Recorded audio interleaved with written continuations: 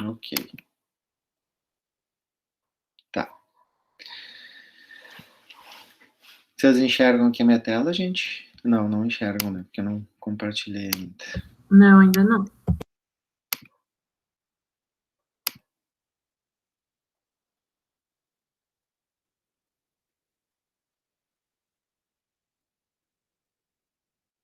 Tá. Agora sim, né? Sim. Tá. Bom, gente, então, o que nós vimos até agora?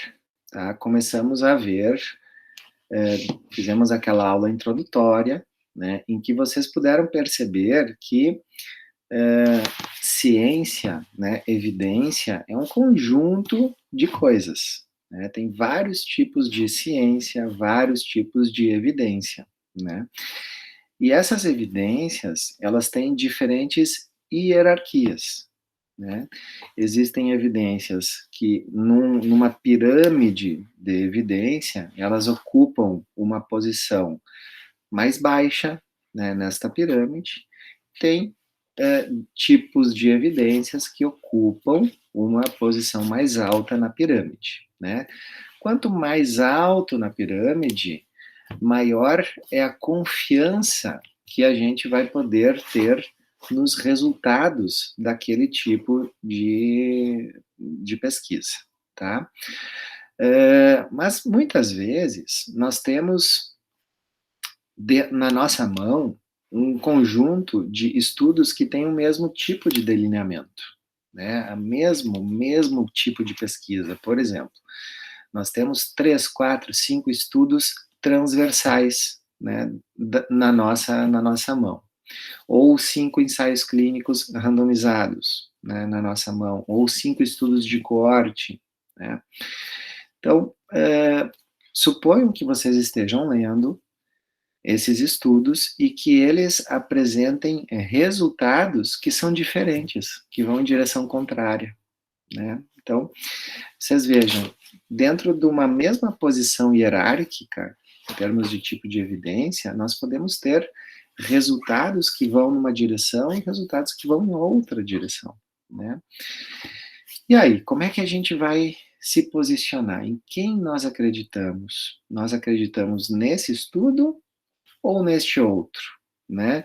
E esse acreditar, ele não pode estar linkado às crenças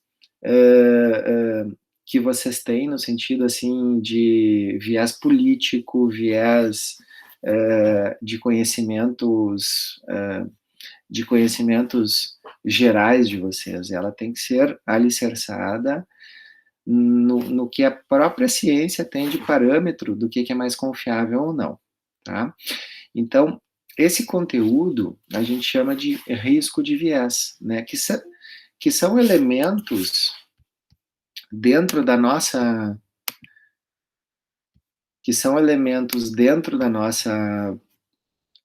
dos nossos estudos que vão direcionar, né? A gente vai ler, né, o estudo quando a gente está lendo ali a parte de materiais e métodos, a gente vai garimpar, né, essas informações no sentido de verificar se elas seguem protocolos adequados, né, que são confiáveis ou não, né? Quanto mais um estudo ele se desvia do que é o ideal em termos de metodologia, né, maior é o risco de nós termos vieses. Né? O que é um viés? É um erro, é algum erro. É algum erro embutido dentro da pesquisa, dentro de uma determinada pesquisa, que pode enviesar os resultados, pode direcionar os resultados para uma forma que não vai ser o real quando a gente aplicar esses resultados num cenário real. Né? Por exemplo, uma intervenção num paciente real, né? Eu vou ter um resultado diferente daquele resultado que eu tive lá no estudo científico. Né? Por quê? Porque o estudo científico está errado. Né? E, na verdade, a gente ler a gente lê estudo científico, porque a gente pega esta informação e aplica, né? Aplica no indivíduo, aplica num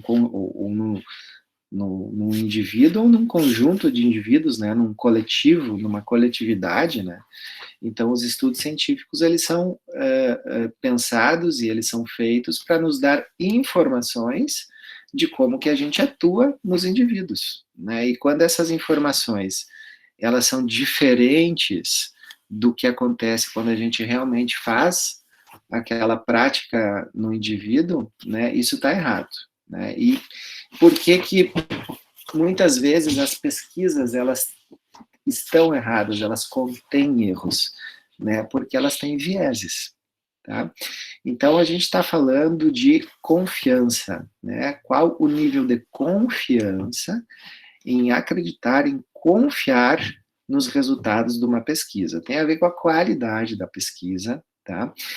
E quanto mais, assim, uma coisa que eu tenho aprendido, né, nesta minha vida de professor, que a gente acaba lendo muito, né? Lendo muito estudo e vinculado à pós-graduação também, a gente está sempre a, se atualizando, né? E tentando observar o que vai surgindo, né? De novidade cada ano, etc. Né? O que eu tenho percebido, né? Que muitos estudos passam, que são publicados em boas revistas, que passaram por um crivo de editores e de revisões, né, de próprios experts, né, eles acabam passando, sendo publicados, né, e a gente não pode simplesmente confiar nos resultados somente lendo o resumo, né, do estudo e a conclusão. A gente também tem que desenvolver uma avaliação crítica, né, uma forma crítica de avaliar a literatura. Né? Então, a ideia da aula de hoje é de começar a introduzir esse assunto, tá, gente? É um assunto que tem vários níveis de complexidade, né? E que, como eu já falei lá no início da disciplina, né? Nós estamos sempre aprendendo, né? E aqui eu diria que existe uma máxima, né? Um ditado que eu acho muito interessante e verdadeiro. Quanto mais sei que nada sei, tá? Quanto mais sei que nada sei. Então, na medida que a gente vai se aprofundando, a gente vai vendo o quanto são complexas as coisas, né? E o quanto o nosso conhecimento é pequeno dentro de um universo de coisas, né? Então, obviamente, a ideia dessa aula aqui é apresentar a temática para vocês, né? Para que vocês entendam, assim, de uma forma geral, quais são os elementos que a gente avalia numa pesquisa, né, para a gente acreditar mais nela, não, né, li aqueles resultados, opa, essa pesquisa é interessante, foi bem conduzida. Ou não, né, opa, peraí, quem sabe eu essa pesquisa aqui está meio estranha, está faltando isso, está faltando aquilo, eu vou aplicar esses resultados com um pouco mais de cautela, porque podem ser que eles não estejam certos, corretos, tá? Então é sobre isso que a gente vai conversar hoje, tá? Então, o que é um viés, tá? Definição de viés é um erro sistemático. O que é sistemático? É uma coisa que se repete. Sistemático é repetição, né? Ele vai estar sempre, se nós temos um viés naquela pesquisa, ela ocorreu em todo o processo da metodologia, né? Em todos os pacientes que foram avaliados, né, nós tivemos esse erro, esse erro na pesquisa. Deixa eu desabilitar aqui.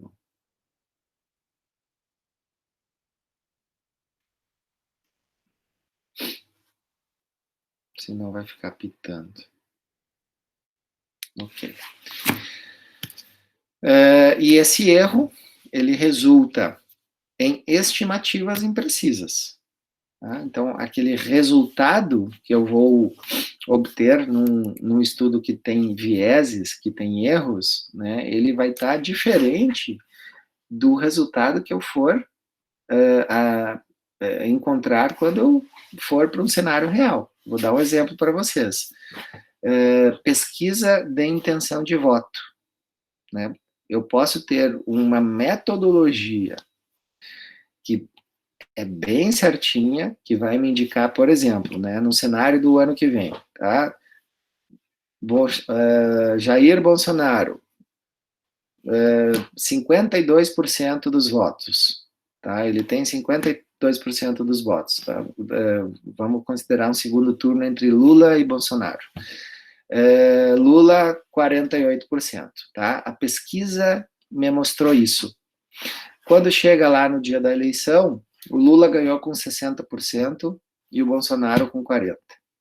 Ficou com 40%, tá? Ou vice-versa. Bolsonaro com 60%, Lula com 40%, tá? O que aconteceu? Nossa, teve um erro sistemático, teve um viés nessa pesquisa que deu muito diferente do real, tá? Então, por quê? Porque a metodologia que foi usada para amostrar, para o processo de amostragem, né, das pessoas, ele foi enviesado, tá?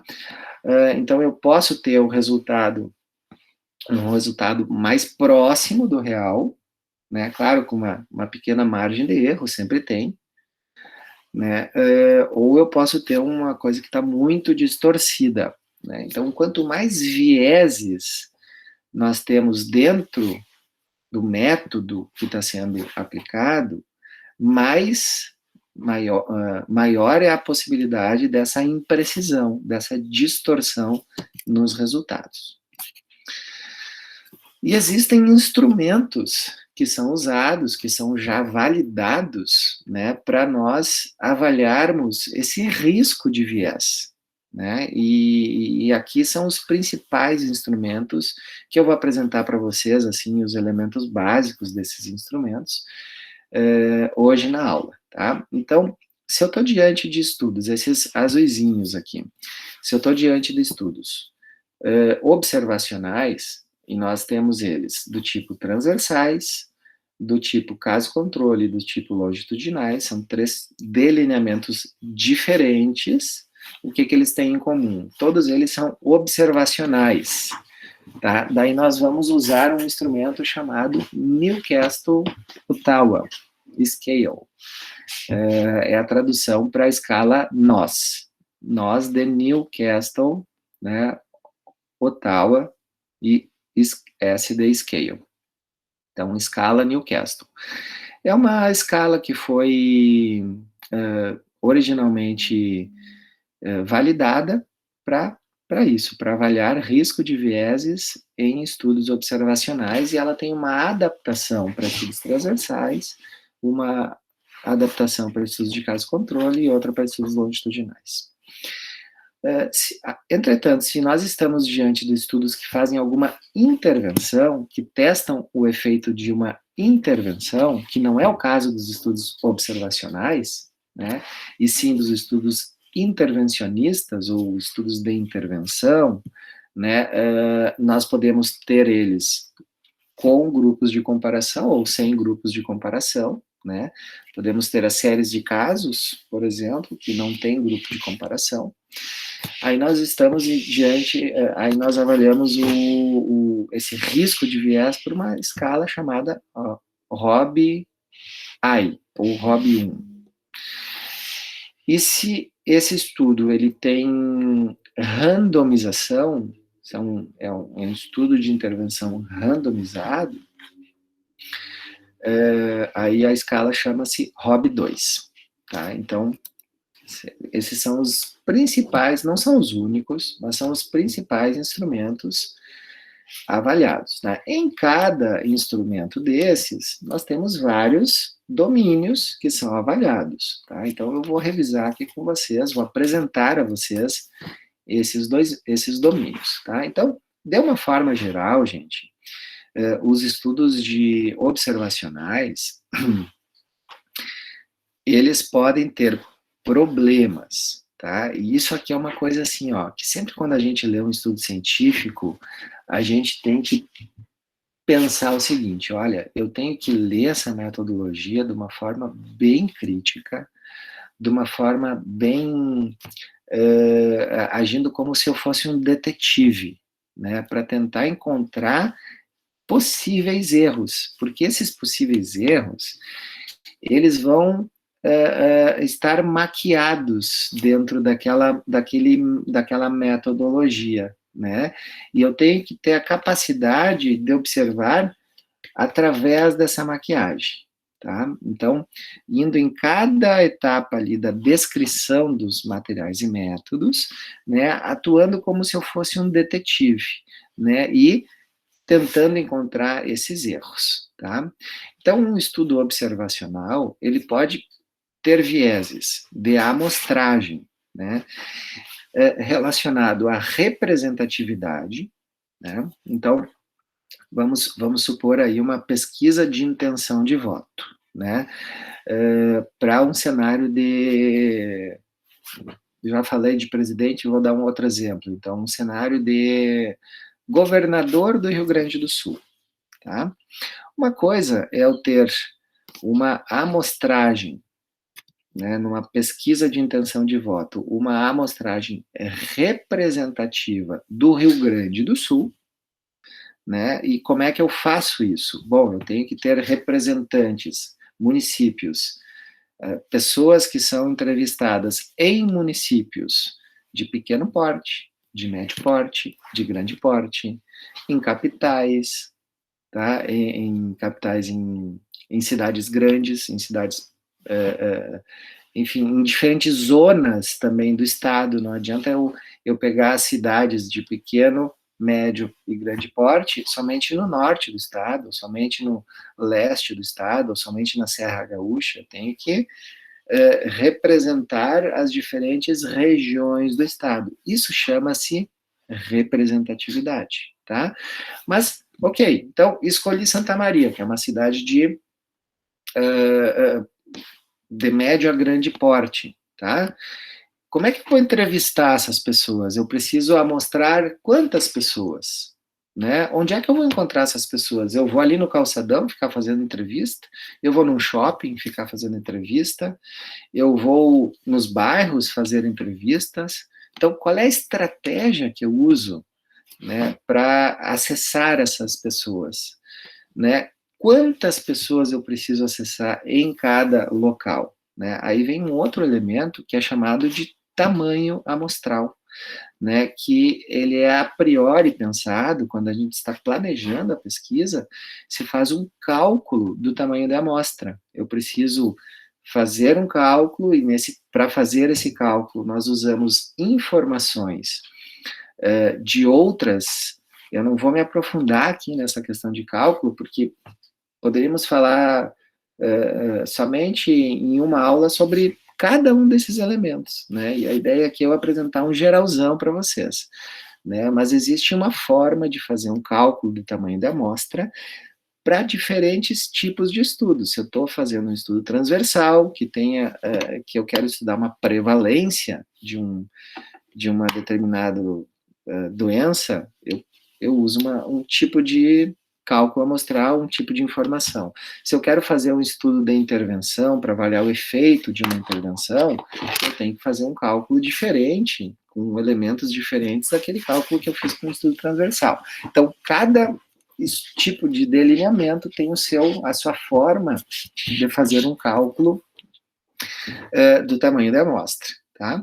Então, vamos supor que eu planejei, né, peguei a lista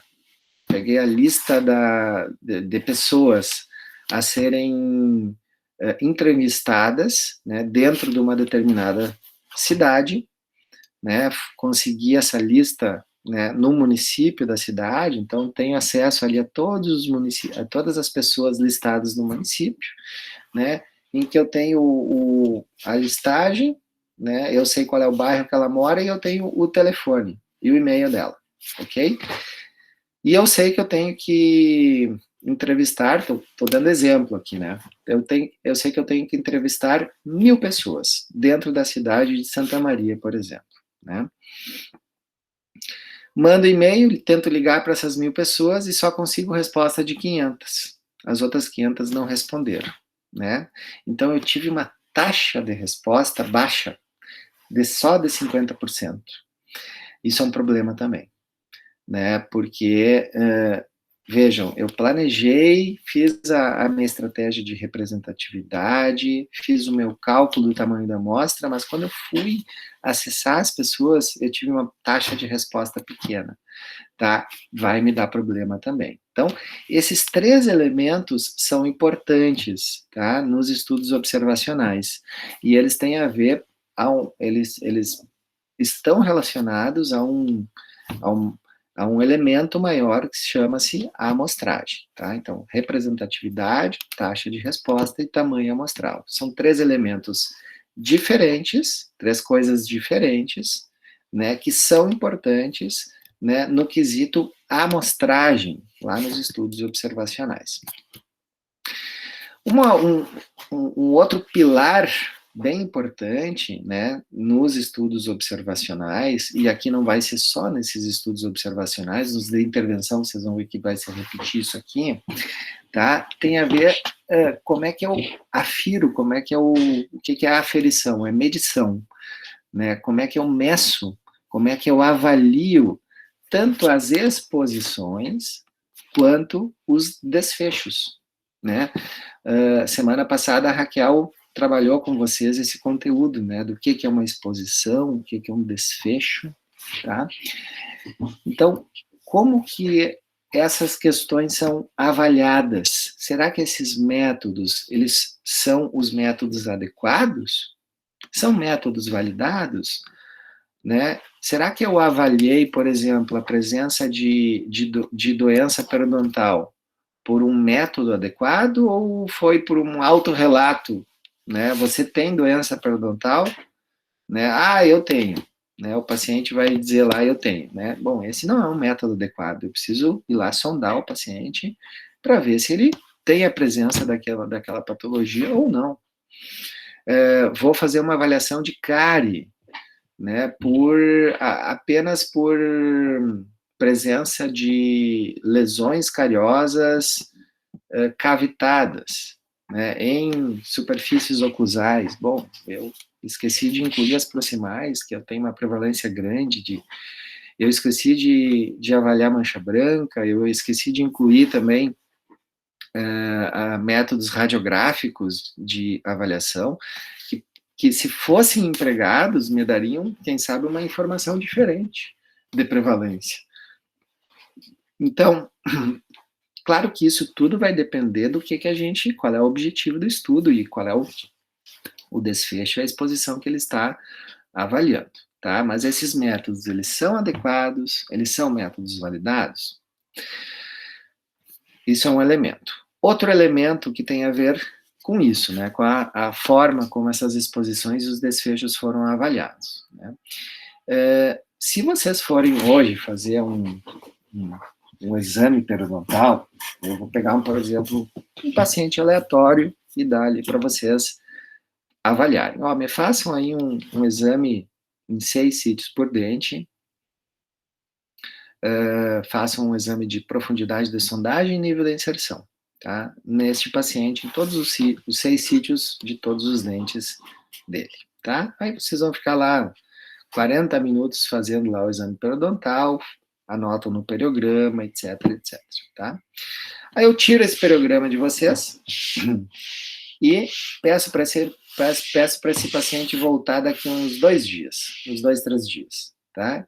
E peço para vocês repetirem este exame periodontal, esse mesmo exame periodontal, nesse mesmo paciente, da mesma forma que vocês fizeram, tá? Não peço para vocês fazerem por exemplo, em toda a boca de novo, mas em alguns sítios aleatórios, tá? Repetir em, sei lá, 40 sítios o exame. Depois eu vou no primeiro exame e no segundo exame para ver se os resultados que vocês fizeram, que vocês encontraram no primeiro e no segundo exame, se eles estão batendo ou não. Se eles estão batendo, né, se vocês não tiveram erros importantes de aferição, de medição, vocês estão calibrados, ou seja, vocês estão fazendo os exames de uma forma reprodutível, né, com a inclinação da sonda, com a pressão, o ponto de sondagem, etc. Né? Na maioria das vezes, o que a gente observa? Observa o contrário, né? Que não há uma boa reprodutibilidade dos exames, né? Por quê? Porque, na verdade, a gente não fez um treinamento para fazer uma pesquisa, né? E numa pesquisa, esse item é absolutamente importante, né? Nós garantirmos que os examinadores, os avaliadores, tanto dos desfechos quanto das exposições, eles façam essas avaliações, né, além de usar um método adequado, eles consigam reproduzir, né, sempre essa mesma metodologia, né, eles estejam calibrados. Então, a nível de pesquisa, sempre antes da gente começar uma pesquisa, um estudo, a gente faz uma etapa a priori de calibragem dos avaliadores, né? Para quê? Para garantir que não hajam vieses dentro lá do estudo e vieses sistemáticos de falhas, né, na forma como eu meço, né? Ora eu medi num paciente eu medi de uma forma, no outro paciente eu medi de outra forma, né? E aí vai ficar cheio de erros, né, de aferição essa pesquisa. Então, você faz um processo chamado calibragem.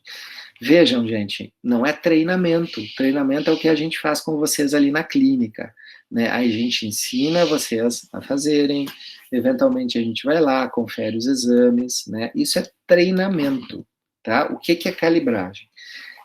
Calibragem é vocês avaliarem o quão reprodutível vocês estão fazendo, né? Os avaliadores estão fazendo os exames. Então, avalia-se em torno de 10% da amostra, tá, do estudo, ou, num exame, por exemplo, no estudo periodontal, a gente faz uma calibragem com 1.000 sítios, né? Então, cada paciente aí tem paciente com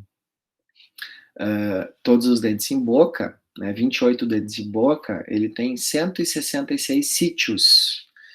Então, seria em torno de uns 7, 8 pacientes, né, em torno de 1.000 sítios, que os exames são feitos e repetidos uma semana depois, né? E aí a gente compara o grau, o percentual de acertos e de erros, né? Isso vai te dar um coeficiente de reprodutibilidade, e se esse coeficiente de reprodutibilidade estiver bom, estiver adequado, ok, eu posso dizer que o examinador está calibrado. Se ele não estiver adequado, né, eu vou dizer o seguinte, ó, temos que treinar mais, temos que fazer mais treinamento para refazer essa calibragem para ver se a gente atinge um nível de reprodutibilidade adequado para depois iniciarmos a pesquisa, tá?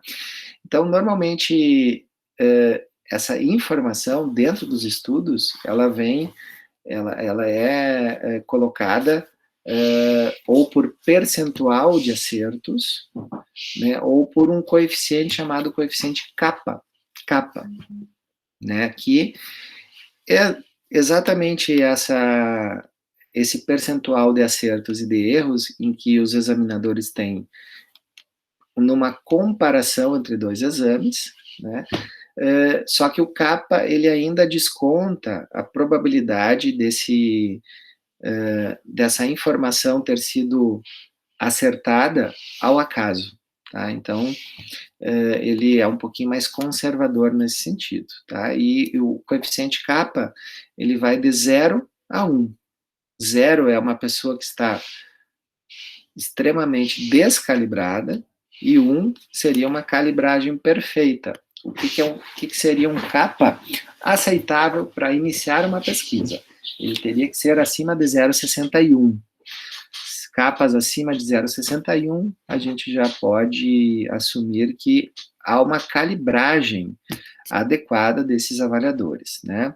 Agora, o estudo que não mencionou nada sobre calibragem, ou que fala assim, ó, os examinadores estavam calibrados, mas que não dá nenhuma medida de qual era o nível dessa reprodutibilidade, né, a gente já vai olhar com olhos, né, mais atentos, né, para essa informação, porque eu posso ter vieses ali, né? Afinal de contas, se a informação ela não está descrita dentro da metodologia, muito provavelmente é porque não teve esse cuidado. Porque se tivesse sido cuidado, se tivesse sido realizada essa etapa de calibragem, o cálculo desses coeficientes, né, os autores fariam assim, questão de adicionar essas informações na metodologia, né? Porque é um ponto positivo isso, todo mundo sabe, qualquer pesquisador sabe. Então, quando isso não está descrito lá na metodologia do estudo, é porque provavelmente não foi tomado esse cuidado, tá? Calibragem, nós temos ainda dois conceitos, né? Uma calibragem, ela pode ser intra-examinador ou inter-examinador. O que seria uma calibragem intra? Calibragem intra é uma calibragem entre o mesmo examinador, tá? Então, o Fabrício aqui, por exemplo, né? Eu faço uma avaliação de alguns pacientes hoje e repito essa avaliação daqui a uma semana e faço uma avaliação do percentual de acertos que eu tive, tá? Fiz então, uma calibragem intra, porque é eu comigo mesmo, tá? Agora, se existem dois avaliadores, por exemplo, né, vamos supor que nós tivemos dois avaliadores na pesquisa. Eu, o Fabrício e o Leandro, tá? Que é um aluno meu de doutorado, o Leandro. Nós dois vamos ser os avaliadores da pesquisa, né? Nós já fizemos uma calibragem intra-examinadores, tá? Eu já estou calibrado comigo mesmo, o Leandro já está calibrado com ele mesmo, né? Mas nós também temos que estar calibrados com um examinador que é padrão ouro, que é aquele que sabe, que vai assumir como se fosse a informação dele, é como se fosse a informação correta, é o padrão ouro. Então, não adianta eu fazer eu ter uma boa calibragem intra-examinador, né, se eu faço todo errado o exame, né, eu estou reproduzindo, mas estou reproduzindo de uma forma errada, né, e eu tenho que saber se a forma que eu estou fazendo é correta. Então, se faz, às vezes, também uma calibragem inter-examinadores. Tem um padrão ouro que vai treinar, né, os indivíduos vai treinar e vai calibrar os indivíduos que são avaliadores, né, quando nós temos mais de 2 avaliadores numa determinada pesquisa, tá? Então, calibragem intra, mesmo indivíduo. Calibragem inter, indivíduos diferentes.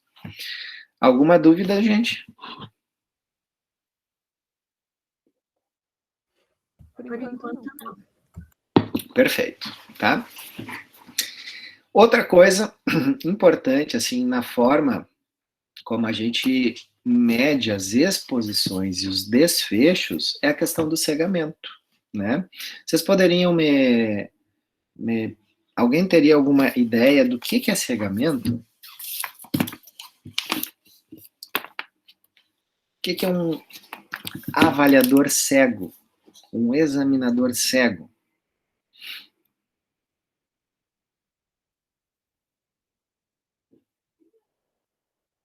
E começou a sessão espírita. Pelo amor de Deus, gente, não é sessão espírita, é aula. Me ajudem. Cegamento.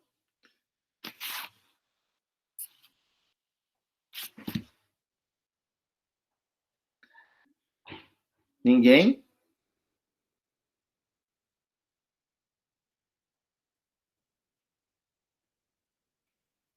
Assim a gente... nessa sistemática de aula, fica a mesma coisa, exatamente a mesma coisa, nós fazermos vídeos e postarmos as aulas para vocês. Não ter nenhum contato presencial com vocês. Seria a mesma coisa. Tá? A razão da gente estar aqui online juntos é a gente produzir alguma atividade de interação, nem que seja mínima. E para isso eu precisaria que vocês, assim, participassem um pouco, gente. Estamos aqui numa aula, vocês não precisam acertar, vocês podem errar, vocês podem viajar, tá? Mas gostaria que vocês participassem. Prof, Oi, vou obrigado. falar o que eu acho. Claro, essa é a ideia. Eu acho que, tipo assim, no cegamento, aqueles que estão envolvidos, por exemplo, a amostra ali, eles não vão saber em que grupo eles vão. Eles vão meio que, entre aspas, no cego. Eles podem ser o controle ou experimental. E Perfeito. talvez isso é bom para evitar erros na aferição de dados ou alguma coisa assim. Exatamente, é por aí, tá? Agora, vamos pegar um exemplo. Agora vocês viram esse estudo que foi feito aqui no USM, né, que é na época da vacina, que tinha um grupo que tomava a vacina experimental, né, acho que era a Coronavac que foi testada aqui, foi a Oxford, acho que aqui no USM. Isso, acho que é o ano passado ainda, quando teve aqueles ensaios clínicos para avaliar o efeito da vacina.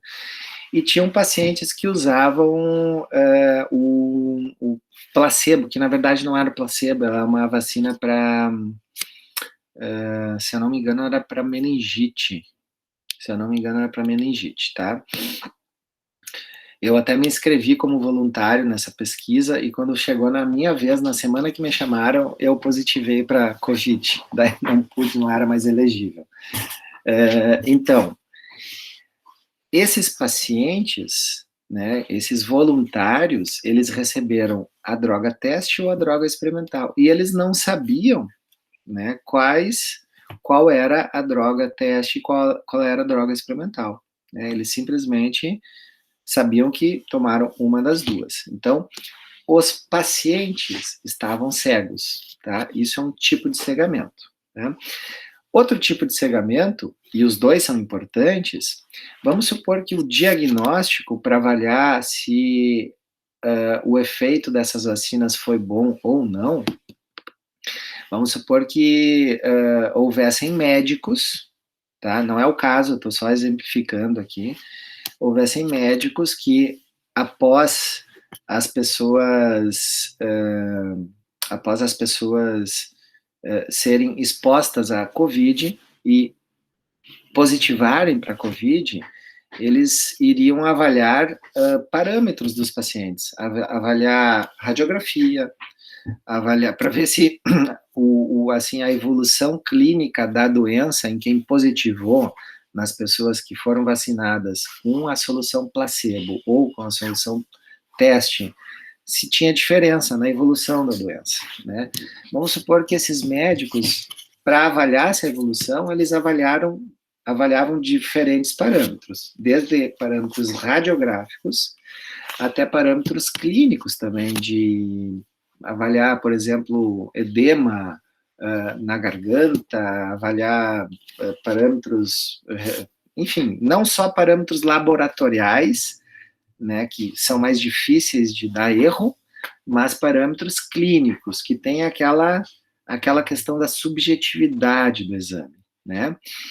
É importante também que os médicos, que esses avaliadores dos desfechos, eles também não saibam se os pacientes pertenciam a um grupo ou outro. Se eles souberem, né, eles podem também, né, mesmo que sem querer, né, eles podem também se enviesar, tá? Então, se eu sei que aquela pessoa que está com Covid tomou a vacina, e eu olhar um raio-x de tórax dela, eu, e eu tô com um raio-x de tórax aqui do lado, e eu sei que é uma pessoa que não tomou a vacina, né, mesmo que os raios-x estejam, os dois estejam muito parecidos em termos de distribuição das lesões, etc., eu posso ter uma tendência a achar que esse aqui está um pouquinho pior que o outro, porque eu tenho conhecimento. Agora, se eu estou avaliando de uma forma cega, eu não tenho como ter esse viés, tá? Então, o cegamento, ele pode ser tanto para o paciente, quanto para o profissional, ou para os dois, né? E quando nós temos dois, tanto pacientes, quanto as pessoas que fizeram a avaliação desses desfechos, daí nós temos o duplo cegamento. Certo? Vocês já ouviram falar em pesquisas que são duplo cegas? Já ouviram falar em duplo cego? Foi feita uma pesquisa randomizada duplo cego, né? Duplo cego é isso aí, é os pacientes, né? E as pessoas que foram os avaliadores dos desfechos não sabiam nada, eram completamente cegos. Esse cegamento foi quebrado só quando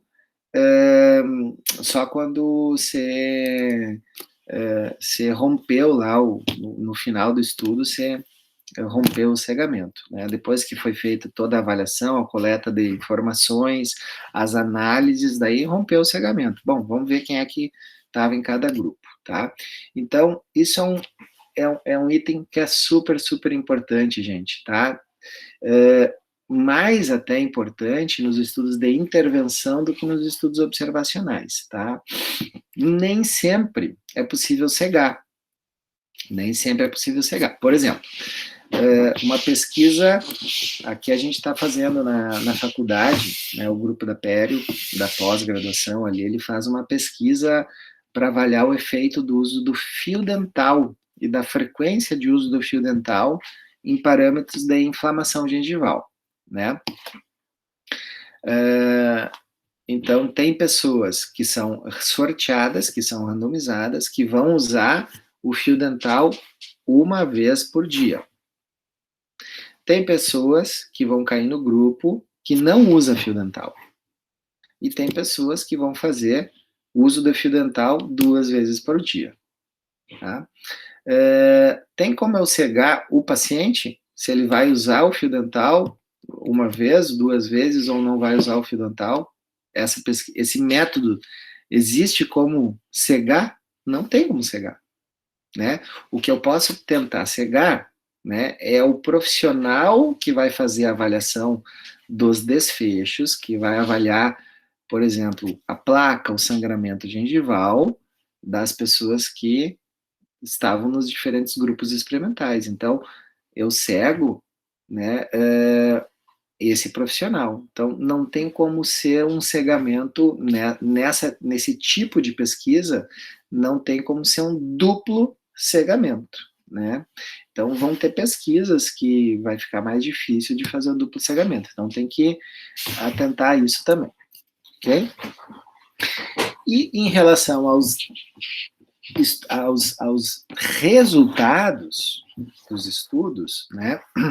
Se esses métodos então, o que seria o resultado? Né? Quais são os métodos de comparação desses resultados, de avaliação desses resultados? Né? Se eles são métodos adequados ou não. Né? E se há e aqui o principal elemento são relacionados aos fatores de confusão.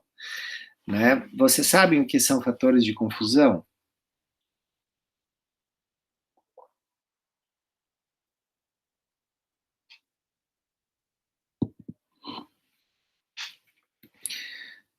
Alô? Tem alguém Não. aí? O que eu sei, não sei por esse nome. Fatores de confusão. Vamos Seria supor... tipo. Fala, pode falar. Não é que eu ia falar, seria tipo como se fosse uma variável que vai influenciar? Uma variável que vai influenciar, exatamente, que influencia e que está confundindo os resultados, tá? Vamos supor, vou voltar no Covid, tá? No exemplo do Covid. Eu tenho um grupo de pacientes, eu sou um médico, tá? Que trabalho, vamos supor, trabalho ali no Hospital de Caridade e trabalho também na UPA, lá na UPA. E eu faço acompanhamento dos pacientes, né, ali no Hospital de Caridade. Vamos supor que todos os pacientes que entram lá com Covid é prescrito o tratamento precoce para a doença, né, que é o uso de corticoide, o uso de azitromicina, ivermectina e hidroxicloroquina. E aqueles pacientes lá do UPA, eles não recebem esse tratamento, porque eles são vinculados ao SUS, e no SUS esse tratamento não foi aprovado ainda por falta de evidência, tá? Muito bem. Então, eu tenho um tipo de... Eu tenho num hospital um tipo de conduta, no outro hospital outro tipo de conduta, tá? E eu, como médico, o que eu observo? Eu observo que a taxa de mortalidade ali no UPA é maior do que a taxa de mortalidade lá no Hospital de Caridade, tá? O que eu vou concluir como médico? O que eu vou concluir? Que o tratamento precoce funciona, né? Que ele é importante para a prevenção de mortalidade, ok? Vocês concordam comigo? É um raciocínio simples.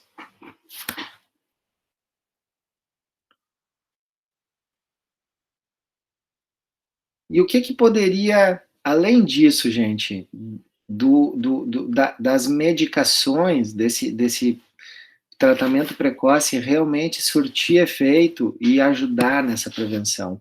O que poderia explicar essa diferença de mortalidade nos pacientes que frequentam um hospital e nos pacientes atendidos ali no UPA?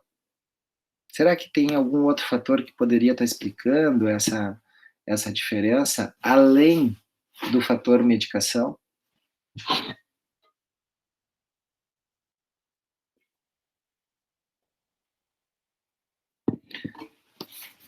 Um fator socioeconômico. Também não se sabe se as pessoas tinham comorbidades ou não, então não tem como igualar os dois grupos se a gente não sabe se eles eram realmente iguais em condições, e provavelmente os da UPA tinham condições socioeconômicas piores, por exemplo. Exato, tá. Vamos. Ótimo, muito bem colocados, né? Vamos concentrar nessa questão do nível socioeconômico, tá?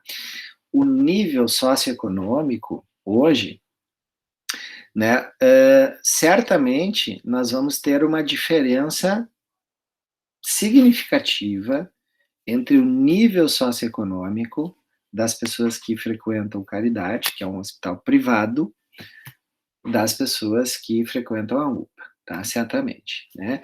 E o nível socioeconômico, ele vai dizer, né, ele por trás dele, ele tem uma série de diferenças que vão estar embutidas, né? As pessoas que são mais pobres, vamos traduzir o nível socioeconômico pela riqueza, tá? Eu vou, para ficar mais simples da gente exemplificar, o pobre e o rico, tá? Ou classe média, rica e pobre, mas pobre é assim, renda familiar, um salário mínimo, tá? Ao longo da vida de uma pessoa que é pobre, tá? Ela vai se alimentar de uma forma pior, tá? Porque ela não tem condições, ou também porque ela não tem condições de comprar peixe, de comprar carne vermelha, de comprar... Então, ela vai consumir mais gordura, mais alimento hidrogenado, toda essa coisa aí que vocês já sabem. Ou se ela tivesse condições, ela não tem conhecimento, né? Ela cresceu vendo os pais dela comerem isso aí, ela reproduz, né? Ela também se expõe mais a fumo, a questões de... vai ser mais obesa, vai ter mais problemas, mais comorbidades de saúde, né?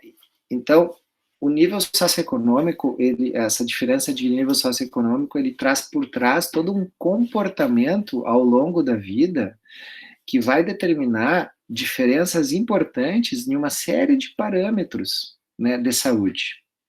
Então, na verdade, essas pessoas que estão no UPA, elas vão ter muito mais fatores de risco que são comorbidades para o COVID do que as pessoas que estão lá no Caridade, né? E são esses fatores que estão determinando essa diferença de mortalidade, e não a medicação que foi usada. Então, esses fatores estão confundindo, né, os resultados. Vocês entenderam? Então, isso que é um fator de confusão. Como é que a gente tenta controlar esses fatores de confusão? Se eu estou testando intervenções, né, só tem uma forma de controlar esses fatores de confusão. É fazer estudos de intervenção randomizados. Estudos observacionais, eles não conseguem controlar isso. Mesmo que a gente faça análise estatística com ajuste para fator de confusão, eles não vão ser... Essa análise não é suficiente para igualar os grupos, para eliminar esses fatores de confusão. Por isso que eu tenho que ter os estudos de intervenção randomizados, né? E por isso que hoje nós temos, né, voltando ao tema do COVID, nós temos, quando a gente avalia estudos observacionais do efeito dessas medicações, nós temos a literatura mostra uma tendência, né, de mostrar resultados interessantes, né, para esse tratamento precoce. Entretanto, os grandes e bons estudos de intervenção randomizados, os grandes ensaios clínicos randomizados, realizados no Brasil e realizados mundo afora, né, eles não mostram efeito significativo dessas medicações. Por quê? Porque teve um controle adequado dos fatores de confusão, né? Então, na verdade, não funciona, tá? Infelizmente, não funciona, tá? Isso só para exemplificar, tá, gente? Poderíamos dar outros exemplos também para exemplificar essa questão da COVID. Vocês entenderam, então, o que é um fator de confusão? Sim, prof. Sim.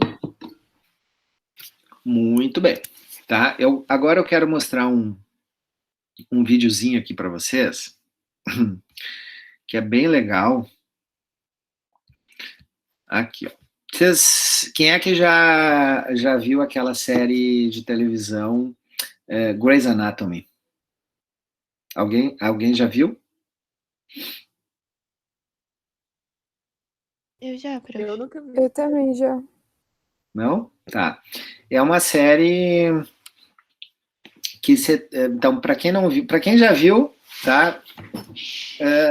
Não vai ser novidade, tá? Mas para quem não viu essa série, é uma série que ela é feita dentro ela se passa dentro de um hospital, né? E ela tem alguns personagens ali que são principais, né? Os médicos, os residentes, né? Cada episódio vai trazendo assim questões de saúde que são avaliadas, que são diagnosticados, os dramas ali das famílias, enfim, né?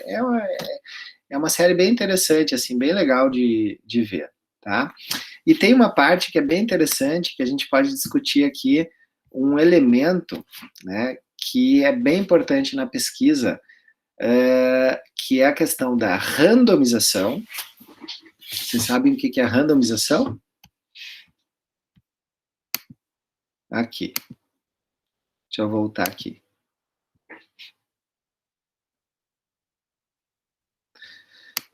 Aqui. Já volto na série, tá, gente? Vamos só discutir aqui assim, esses elementos, os principais elementos, os vieses,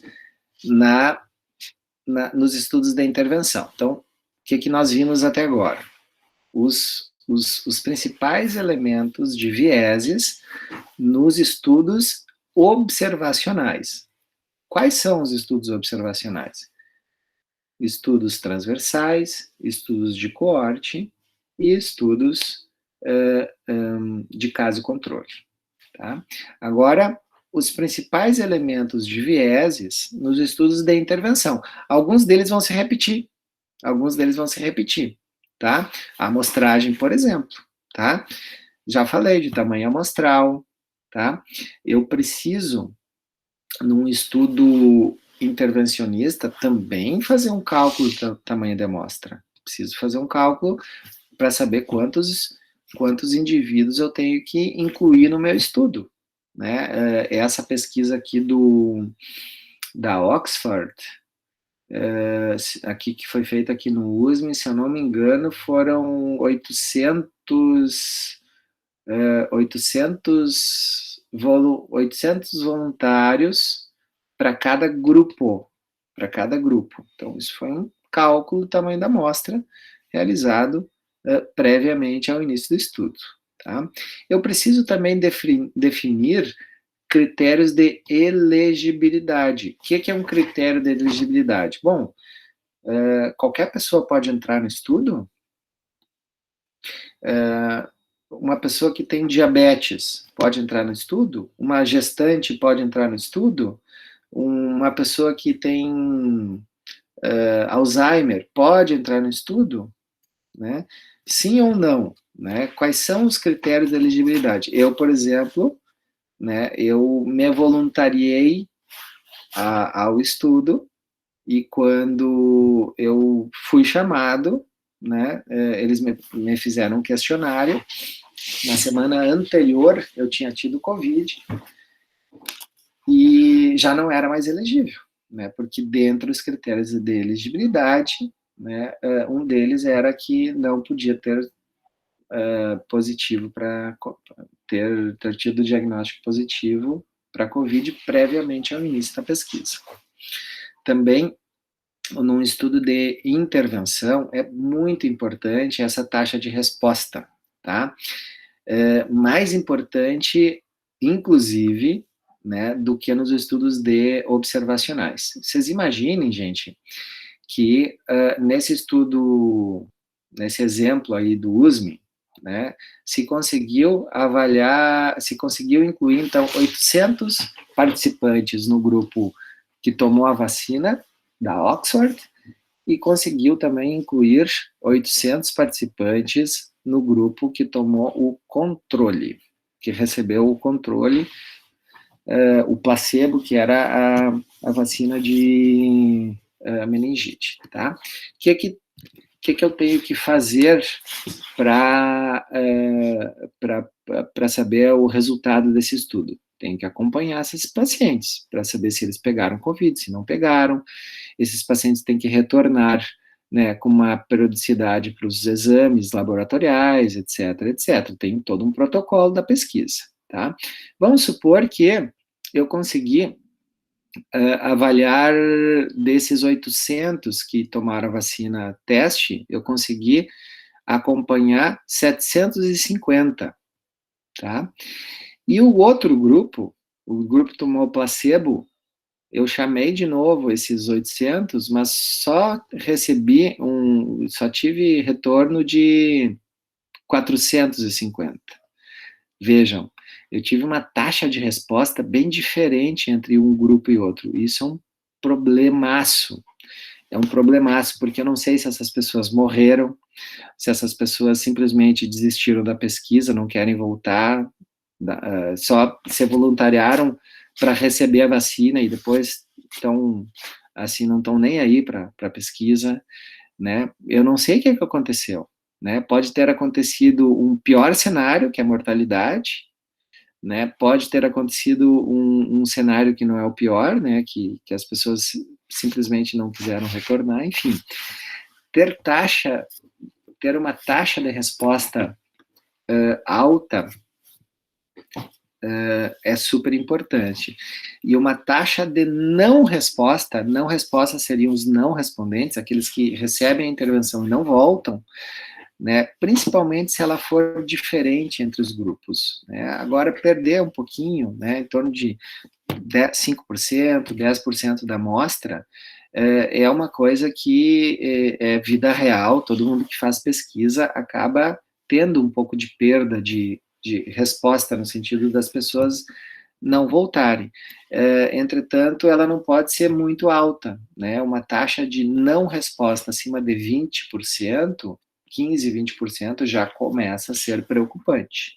Então, sempre olhem nos estudos qual é a quantidade de pessoas que foram incluídas, randomizadas, e qual é o percentual de pessoas que responderam, que retornaram para a avaliação dos desfechos, né, que tem os resultados. Tá? Se passou de 20%, pode ser um viés importante, um viés de não resposta, tá? E aí a gente vai aqui nos estudos de intervenção, tem essa questão da randomização, que é super, super importante, tá? E é o grande diferencial, né, o que diferencia um estudo, um ensaio clínico randomizado, que é esse estudo de intervenção randomizado, de um estudo observacional, né? Desse exemplo que eu dei ali, que eu dei antes lá as pessoas que receberam tratamento precoce no Caridade e as pessoas que receberam tratamento precoce, que não receberam no UPA, né? Ali nós não, assim, a escolha em receber um tratamento ou outro não se deu por um critério de randomização, por um sorteio, mas sim por uma escolha do médico ou da unidade de tratamento onde eles foram internados, né? Então, não foi uma intervenção randomizada.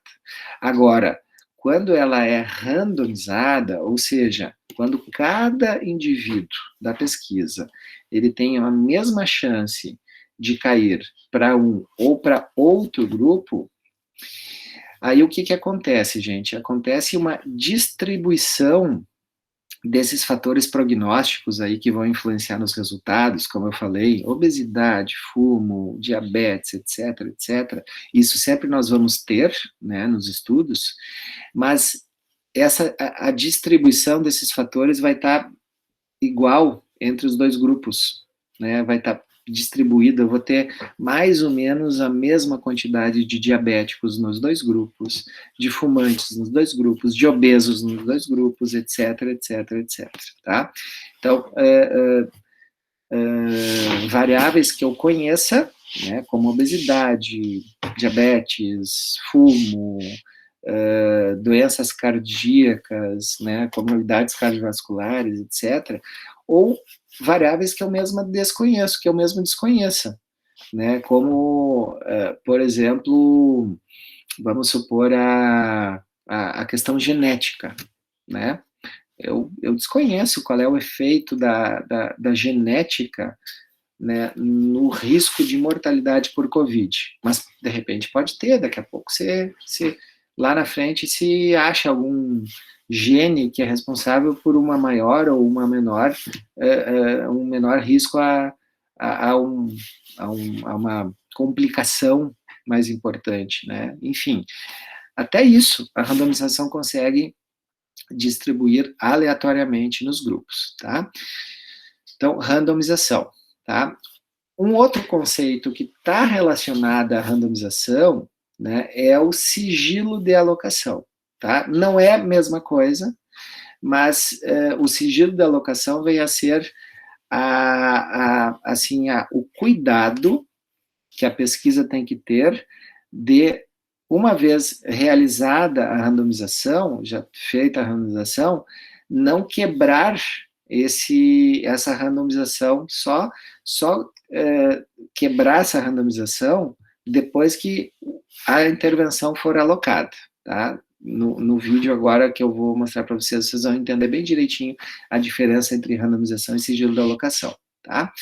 Então, tudo isso vai ser para que nós tenhamos lá no início do estudo, né, os grupos semelhantes, comparáveis, né, nos dois grupos, lá no início do estudo, que a gente chama de baseline, tá? Baseline é lá o início sempre de um estudo. Deixa eu mostrar para vocês aqui um site de randomização, tá? Existem vários sites de randomização. Esse aqui, ó, random.org. Esse aqui é um site de randomização, por exemplo. Então, vejam aqui, ó. Se eu quero fazer uma sequência de randomização,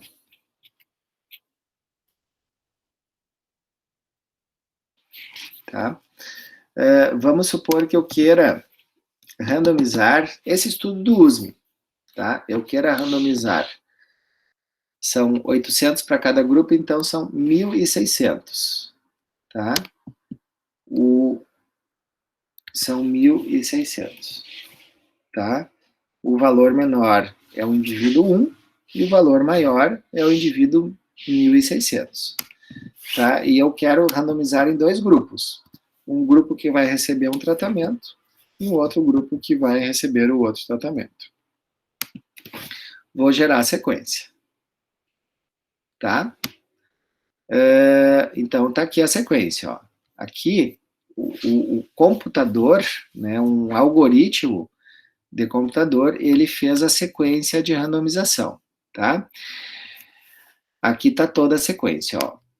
A pessoa 900, aqui nesta coluna aqui da esquerda, são as pessoas que vão receber, por exemplo, o tratamento A, tá? E nessas pessoas da direita, são as pessoas que vão receber o tratamento B, tá?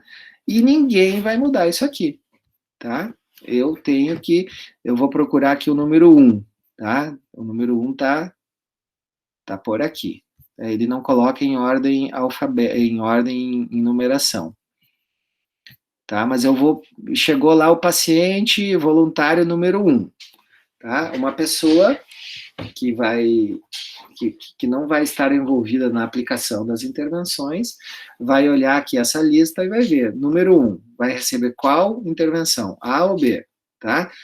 Veja que quem decidiu isso aqui é uma sequência de computador, tá? Então, existe essa sequência, e essa sequência não pode ser quebrada de forma alguma, porque se for quebrada, ela vai estar infringindo a alocação, tá? E aí a gente tem a questão do sigilo da alocação, tá? Que eu vou mostrar o vídeo agora para vocês verem.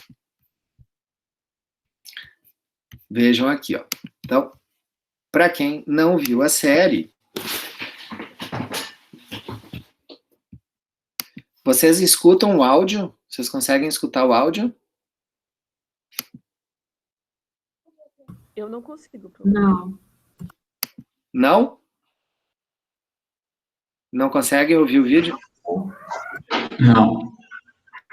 Deixa eu ver. E assim, gente? É difícil. Sim. Eu só sei do meu lado da história, da minha experiência. Me desculpe, mas eu não tenho interesse no seu lado. Assim vocês conseguiram ouvir? Sim. Sim. Tá, então tá, eu vou voltar.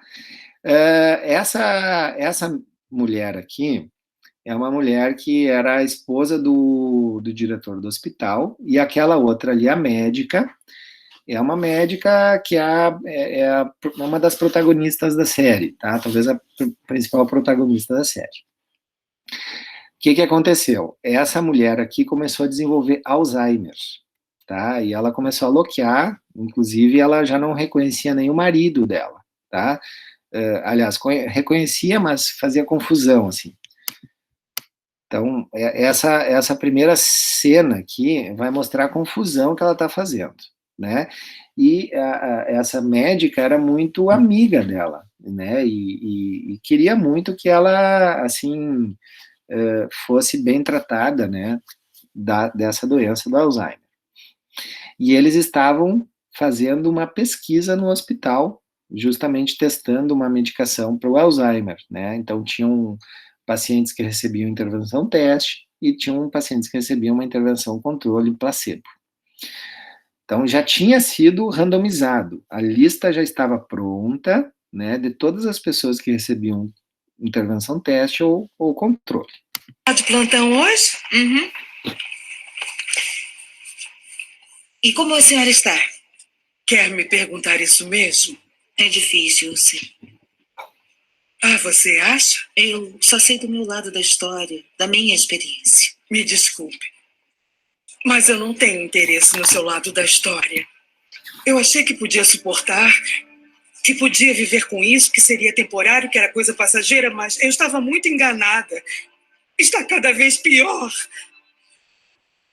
E eu sinto muito. Sente? Sente mesmo? Então para, por favor. Para com isso. Você ama ele?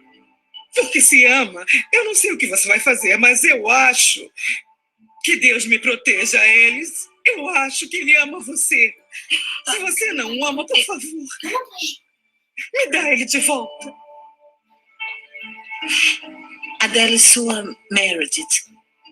Não sou a Alice. Sou a Meredith, filha dela. Ela não está aqui, ela morreu. Por favor, me dá meu marido de volta. Por favor, me dá meu marido de volta. Ele é seu, ele é todo seu.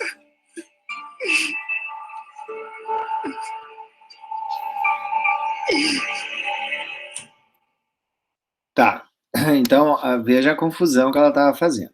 Bom, aí ela entrou para pesquisa. Essa senhora entrou para pesquisa. Farmácia, somente pessoal autorizado.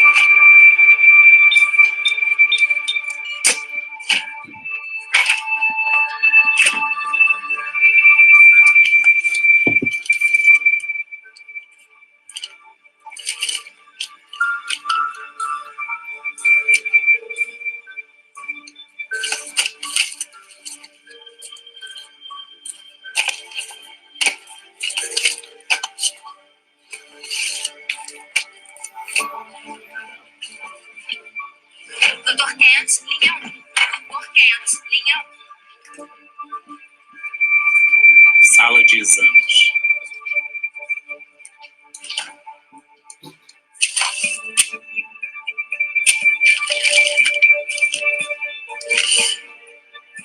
Placebo.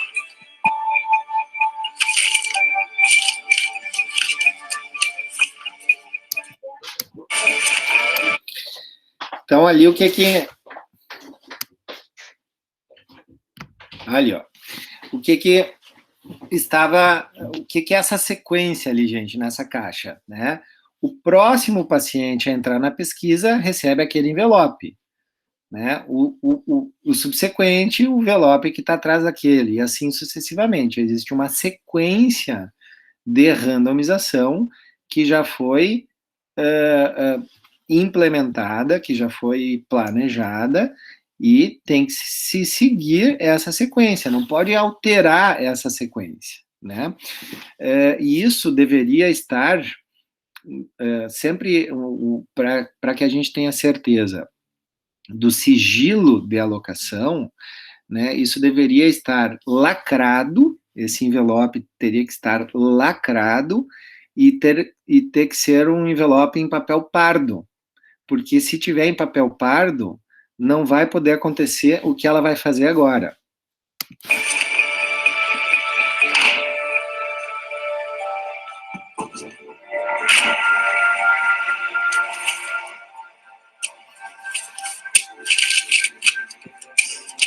Ó, o que ela fez? Ela viu que o paciente 122 ia receber placebo. E o paciente 123 vai receber agente ativo. Ah, você tá aí? Sua criança tá chegando hoje à noite. Ah, tá bom. Olha, segura aí pra mim, Pega porque logo. É uma menina de 5 anos com glicoma ótimo. O que você tá fazendo? eu estou trabalhando. Tá fazendo o quê? Alex, um advogado trouxe isso. Ah, Veja, se o envelope tivesse lacrado, né, com cola ali, e que fosse aberto somente na hora da intervenção, ela não poderia fazer isso aí que ela está fazendo, né, trocar, né, porque ela conhecia a paciente, se envolveu emocionalmente com a paciente, e aí ela interviu nessa sequência de randomização. E se fosse papel pardo, ela também não conseguiria enxergar por transparência na luz, né? Como ela era um papel branco que estava ali dentro, ela conseguiu enxergar por transparência.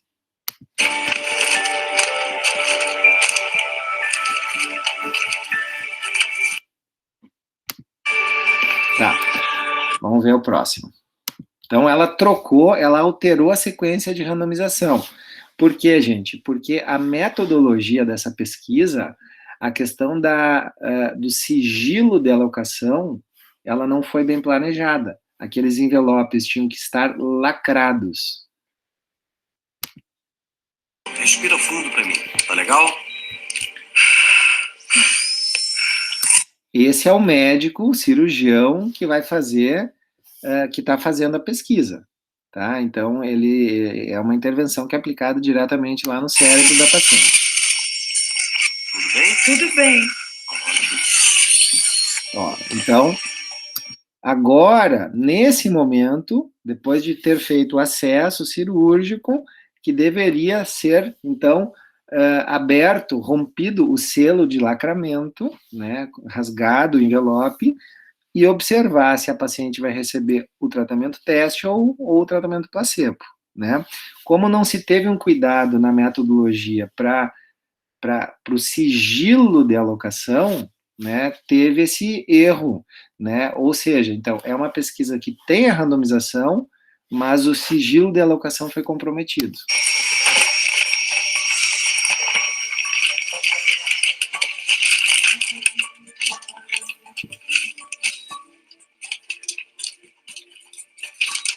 Paciente indicada a receber agente ativo. Que bom.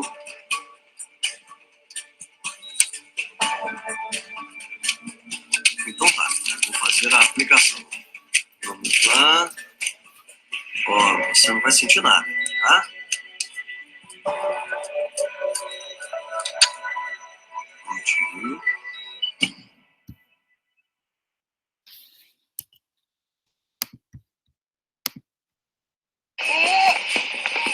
A Zola não tem má formação de Chiari, mas tem hidrocefalia. Vamos reservar uma sala para drenagem. Oi, o que você tem para mim aí? Eu revi todos os testes. Tem que começar a dar atenção para a próxima leva de pacientes. Próxima leva? Na pesquisa do Alzheimer, o primeiro teste acabou, agora vamos tratar o próximo grupo. Me avisa quando a sala estiver pronta. Vem cá. O que houve? Ele sabe o que você fez? O que eu fiz?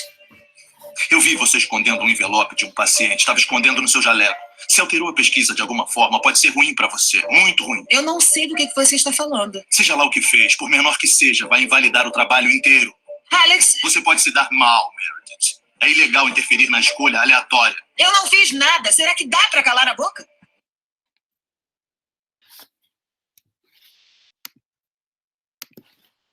Me conta exatamente o que você fez. Para quem não conhece a série, esses dois nesse episódio aí eram marido e mulher. Opa!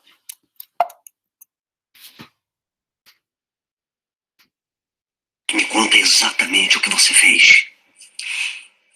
Eu não posso contar nada. A gente ainda pode dar um jeito, mas eu tenho que saber o que você fez. Se eu contar, vai ser pior. Pior não dá, Meredith. Olha só, Olha, eu te amo. E eu peço desculpas. Mas eu não posso contar nada. Quer ser tratada como colega? Eu vou te tratar como colega. O Alex Karev informou o Dr. Hunt que a doutora Gray adulterou meu estudo Esse aí era o diretor do hospital. Esse é o chefe deles. clínico. Ela trocou placebo por remédio, provavelmente invalidando a minha pesquisa. Isso é verdade? Nada do que eu fiz teve qualquer efeito. Me diga exatamente o que aconteceu. Eu não posso fazer Você isso. tem noção do que fez? Você acha que o FDA vai dar crédito a esse hospital novamente? Meredith, olha pra mim. Se isso está errado, se tem alguma coisa acontecendo, se o Karev estiver exagerando, o momento para me contar é agora. Essa é a parte em que você nega as acusações. Me tiro da pesquisa. Não há nada de errado. Nada do que eu fiz vai mudar nada. Então você não nega? Vou ter que investigar o que está acontecendo aqui. Mas está parecendo que acabou de perder seu emprego.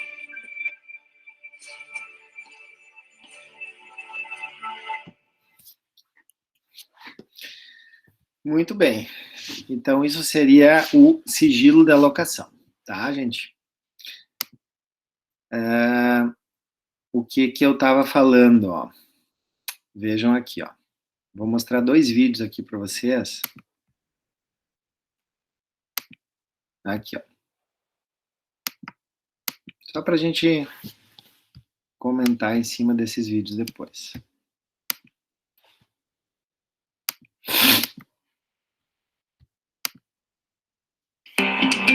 A Dental Clinic sempre prezou pela saúde.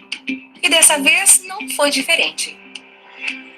Por isso, desenvolvemos Detox Pro. Sua fórmula auxilia no combate contra vírus e bactérias presentes na boca com a tecnologia Fitalox. Logo no primeiro uso, a tecnologia altera o oxigênio presente na saliva e transforma em oxigênio reativo.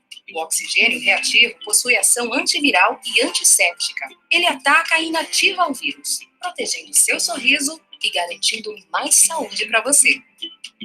É clinicamente comprovado na redução da carga viral presente na boca, auxiliando no combate do vírus SARS-CoV-2, causador da Covid-19. Detox Pro, limpeza profunda e sorriso protegido.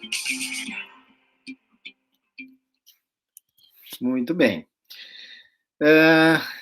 Vocês acham que essa informação, ela seria suficiente para nós indicarmos esse produto?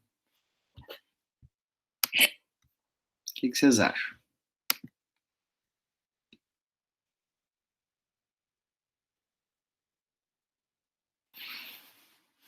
Gente, vamos conversar um pouquinho agora?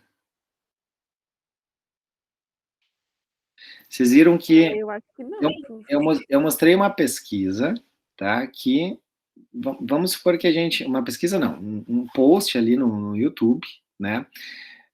Que mostra da empresa, né? Mostrando que aquela medicação ali, aquele colutório, ele tem evidência comprovada de redução da carga viral, tá?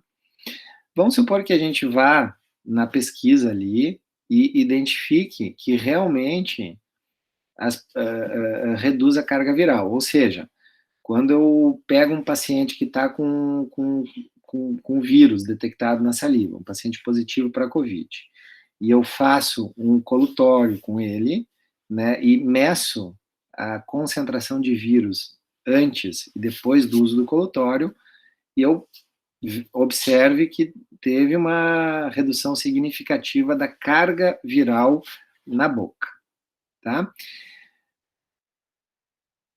Vamos supor que exista essa pesquisa e que essa pesquisa foi bem feita, tá? Isso seria suficiente para a gente concluir o que essa pesquisa está tentando indicar? né, está tentando indicar que vai ter um benefício para os pacientes, né, se usarem esse antisséptico. Será que esses pacientes, eles vão ter uma evolução da doença diferente, só porque teve um efeito de redução de saliva, de redução de carga viral na saliva? Né? Então, há necessidade, né, de nós termos outros tipos de pesquisas, né, que avaliam outros desfechos, né, para verificar se essa redução de carga viral ela é suficientemente capaz de reduzir desfechos mais importantes para o paciente, tá? Que é o que mostra esta outra, também relacionado a esse antisséptico, que mostra essa outra reportagem aqui. O local desenvolvido por pesquisadores brasileiros conseguiu eliminar o coronavírus na boca e na garganta. Dessa forma, o produto evita que o vírus passe para o restante do corpo. Interessante, né, Zucca? Interessantíssimo isso. Os resultados dos testes foram apresentados na Faculdade de Odontologia da USP de Bauru, aqui no interior de São Paulo. O antisséptico poderá ser colocado à venda no primeiro semestre do ano que vem. 2 anos atrás, a tecnologia chamada Fitalox foi desenvolvida aqui nos laboratórios da Faculdade de Odontologia da USP de Bauru. O produto que mostrou eficácia para combater o mau hálito e outras doenças da boca seria apresentado num congresso este ano nos Estados Unidos, mas o evento foi cancelado por causa da pandemia. E foi aí que os especialistas entraram em cena. A gente percebeu que esse produto, por meio desse oxigênio reativo, ele também tinha uma atividade virucida, né? A partir dali, os estudos foram totalmente convergidos para trabalhar a questão da inativação do SARS-CoV-2. O produto foi utilizado no Hospital Estadual de Bauru. Os pacientes com a Covid-19 foram separados em 2 grupos. Do grupo que usou o placebo, 1/3 foi para UTI por gravidade, e desses que foram para UTI, 3 faleceram. Do grupo que usou a solução ativa, nenhum precisou ir para UTI e nenhum foi a óbito. Como a pesquisa já comprovou que o produto inativa o vírus da Covid-19 na boca e na garganta, a expectativa agora é que o antisséptico seja eficaz, um aliado na prevenção. O antisséptico já começou a ser fabricado, já foi aprovado pelos órgãos de saúde e em breve estará disponível para venda.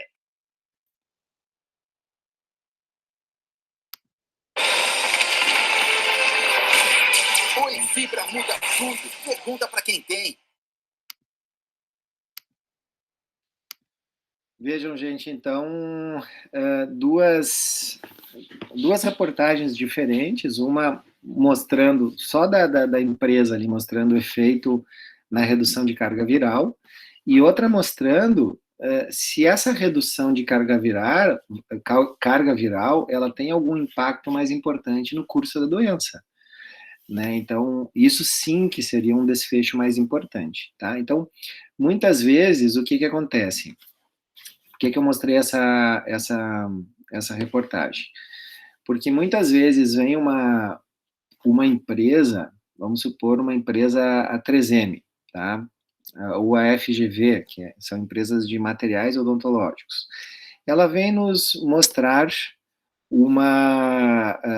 o resultado de uma pesquisa mostrando que uma resina nova que foi produzida com uma quantidade de carga mais importante, carga na resina ali, ela tem propriedades mecânicas melhores, tá? Ela vai ter propriedades mecânicas melhores, mais resistência à compressão, mais resistência à fadiga, etc.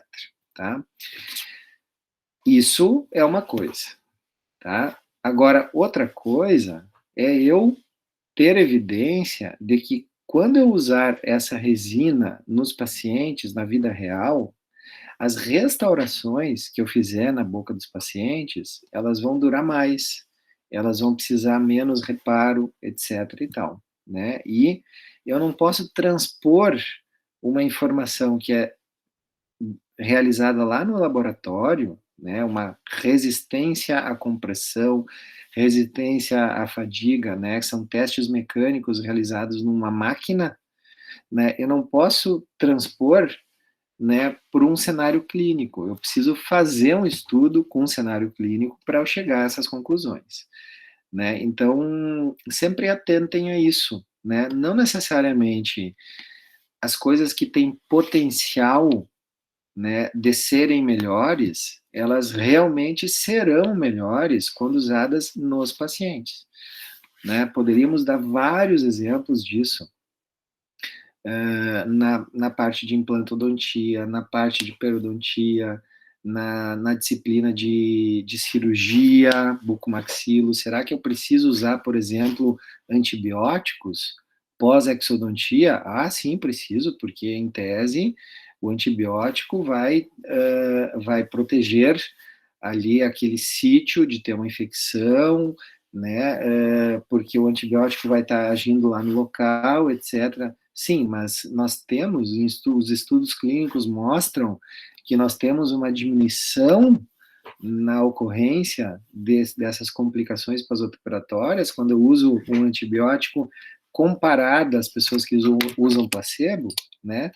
Então, sempre pensem, né, quando vocês estão avaliando estudos clínicos, estudos, assim, com produtos odontológicos ou com situações odontológicas, sempre pensem se aquele produto ou aquela intervenção ela vai trazer um benefício real para o paciente, real, tá? E não uma suposição. Entenderam o que eu quis falar?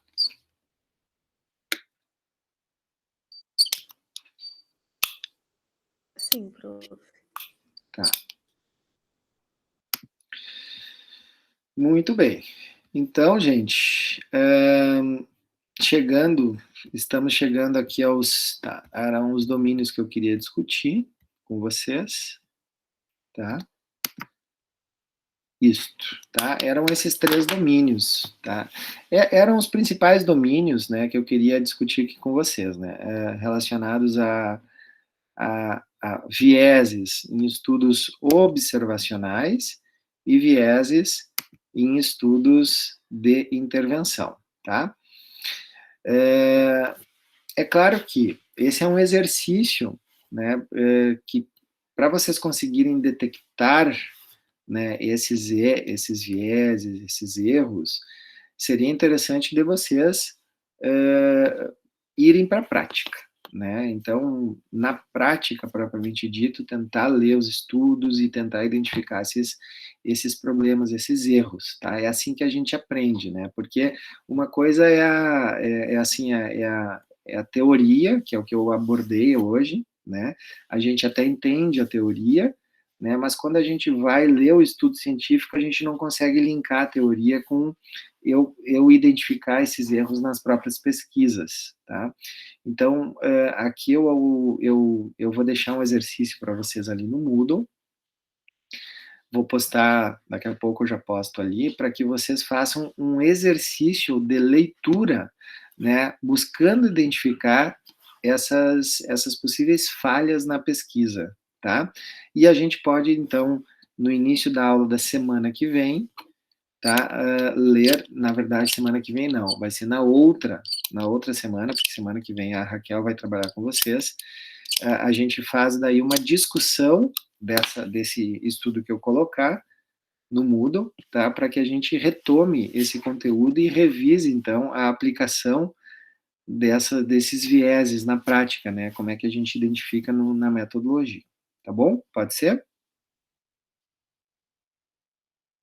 Pode ser, professor. Certo, pode ser. Professor, eu queria fazer um comentário que eu lembrei agora. Na série, ela faz algumas questões, ela responde algumas questões para entrar na pesquisa. Aí, na primeira pesquisa na primeira questão que ela responde, ela não atinge o número máximo de acertos ou erros, não me lembro. Aí ela faz, após um tempo, ela faz novamente essas questões. Aí ela, não lembro se ela acerta o número X, Y, isso seria o critério de elegibilidade, né? Para poder entrar na pesquisa. Isso. Provavelmente ali na pesquisa deles, os voluntários eles teriam que ter um nível mínimo de Alzheimer para entrar, né? E esse nível mínimo de Alzheimer era medido por esse questionário. Então, se ela não atingia uma pontuação mínima nesse questionário, o nível de doença dela não estava tão avançado. Então, foi uma estratégia para eles tentarem incluir nessa pesquisa pacientes que tivessem com uma gravidade mais importante, né, num estágio mais avançado da doença. Porque daqui a pouco tu faz o seguinte, ó, tu cai num erro de incluir muito mais pacientes numa fase mais leve da doença num grupo do que no outro grupo, né? Então, essa é uma forma de você padronizar os critérios, né? Incluir indivíduos mais graves. Isso é muito comum nas pesquisas, nos ensaios clínicos randomizados. Definir parâmetros mínimos de entrada no sentido da característica da doença, da gravidade da doença. Tá, mas então seria esse critério de elegibilidade, né? Critério de elegibilidade, que lá nos estudos científicos, vocês vão ler de duas formas. Ou vai estar escrito critério de elegibilidade, ou vai estar escrito critério de inclusão e de exclusão. Certo, obrigada, professor. Tá? De nada. Ok, gente. Mais alguma dúvida, algum comentário? Fiquem à vontade. Eu tenho uma pergunta que eu queria fazer depois, se pudesse ser só contigo. E outra, eu não sei